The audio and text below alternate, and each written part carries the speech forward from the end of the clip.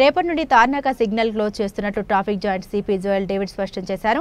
ఈ మేరకు తార్నాక చౌరస్తాను పోలీసు అధికారులతో కలిసి పరిశీలించారు. అనంతరం ఆయన మీడియాతో మాట్లాడారు. పలు ట్రాఫిక్ సమస్యల కారణంగా ప్రజల ఇబ్బందుల్ని, వాహనదారుల సమస్యలు దృష్టిలో పెట్టుకుని తాత్కాలికంగా సిగ్నల్ క్లోజ్ చేస్తున్నట్టు తెలిపారు. జీహెచ్ఎంసీ అధికారులతో రోడ్డు వెడల్పు సంబంధించిన దాని గురించి మాట్లాడి తదుపరి నిర్ణయం తీసుకుంటామని తెలిపారు.